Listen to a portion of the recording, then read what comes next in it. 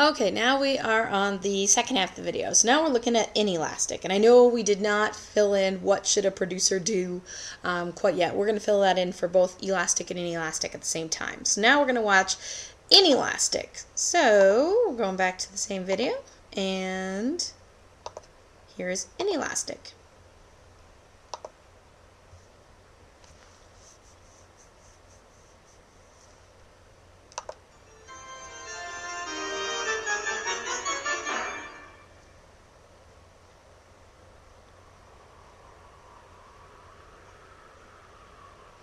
These boats are tied up at the marina.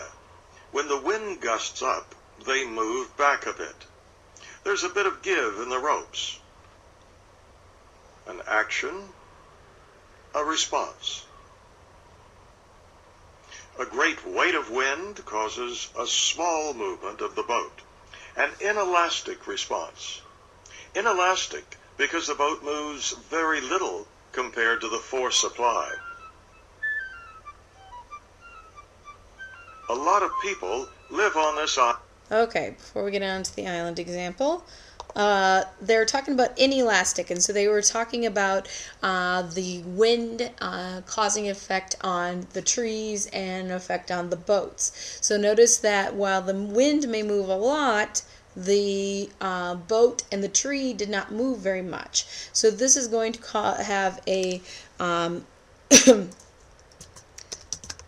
big change causes a small response.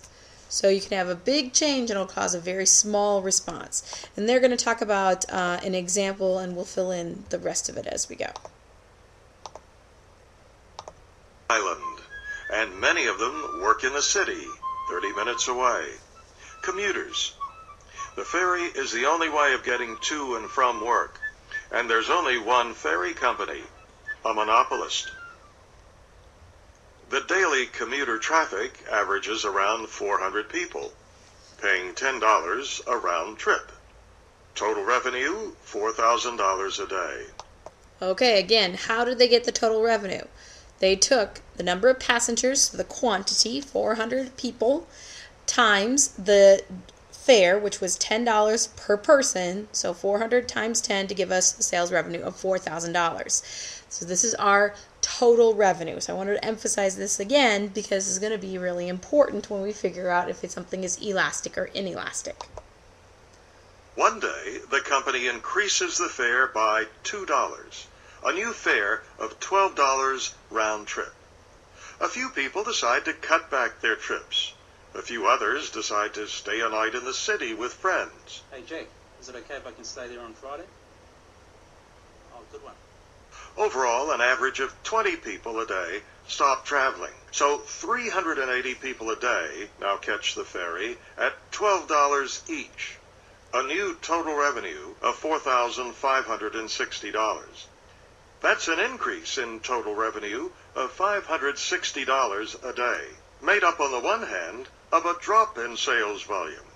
That's 20 passengers who no longer travel at $10, costing $200. And on the other hand, $760 gained from the price increase. That's 380 passengers paying an extra $2 a day. An overall increase in total revenue of $560 a day.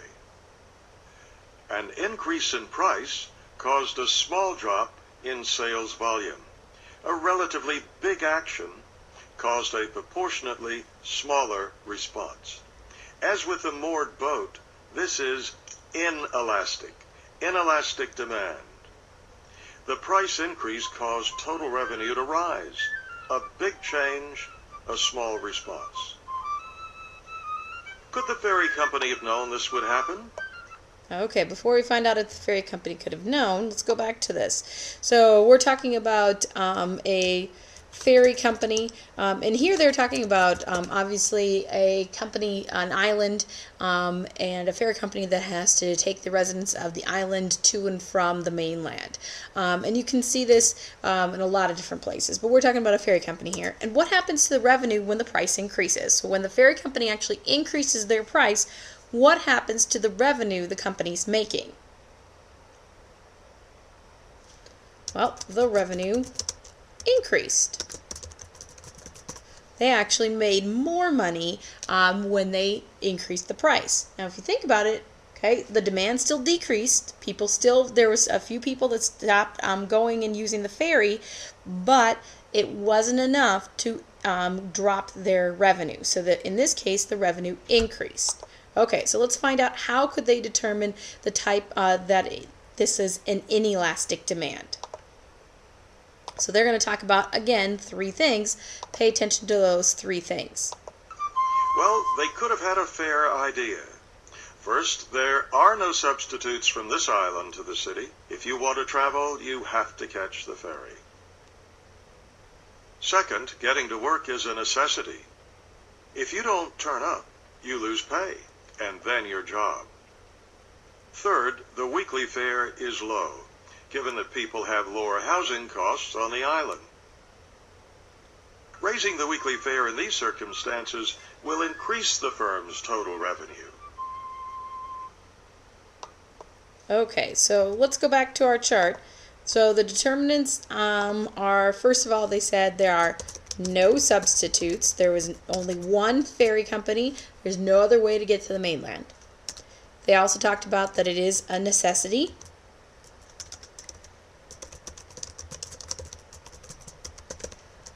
So since the product is a necessity, you have to be able to use the ferry to be able to get to work, and getting to work is a necessity.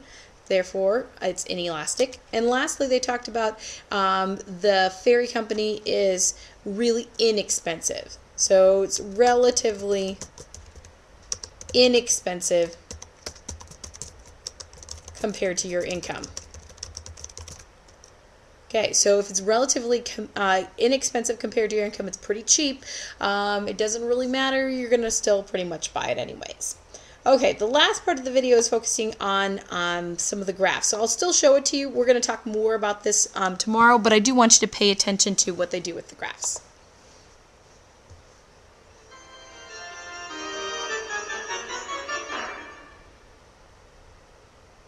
The effect of a price change on total revenue can also be shown on a graph.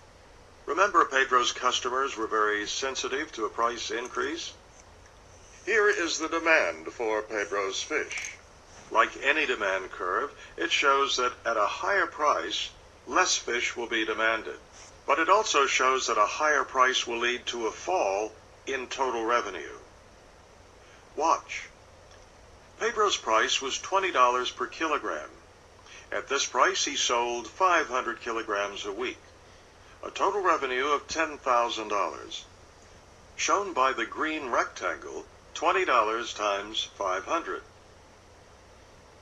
But then Pedro put the price up to $24. The quantity sold fell to 300 a week, shown by the blue rectangle, $24 times 300. Total revenue of $7,200. Now watch very carefully. The pink rectangle shows what Pedro lost from the drop in quantity sold. The yellow, what he gained from the higher price. Since pink is bigger than yellow, he lost more than he gained. Total revenue fell. Demand is elastic. Pedro was wrong to put up his price to try and increase his revenue. It didn't work. Let's try the same technique for the island ferry. Remember, commuters are not very sensitive to a price increase. A higher price won't shake many out of the market. This graph shows the demand for a day's travel by commuters.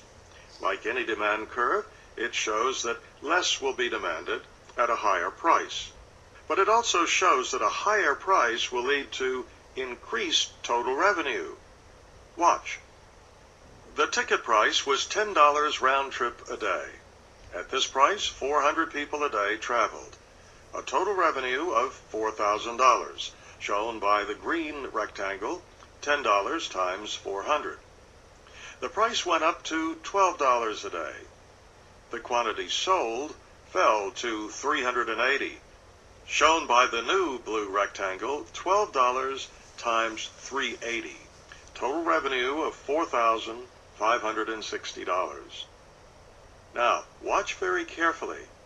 The pink rectangle shows what the company lost from the drop in quantity sold.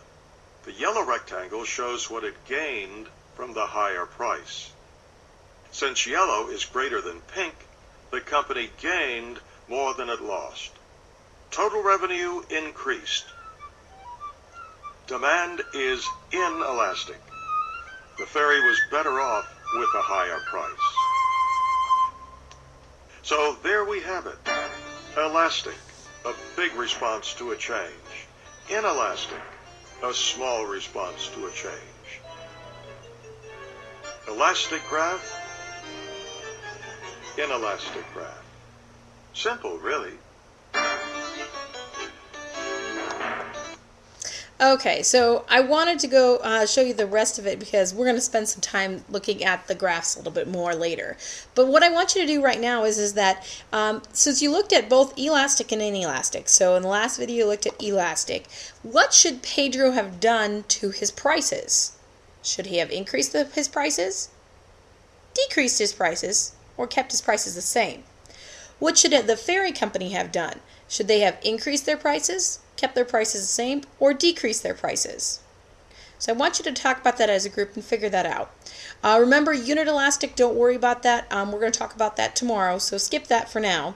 But I want you guys, the rest of the period, I want you guys to be working on these couple of things. There's two questions at the bottom of your graph. It says, what is revenue? How is revenue determined in the video? So write down, what do you think, what is revenue? What do you think it is?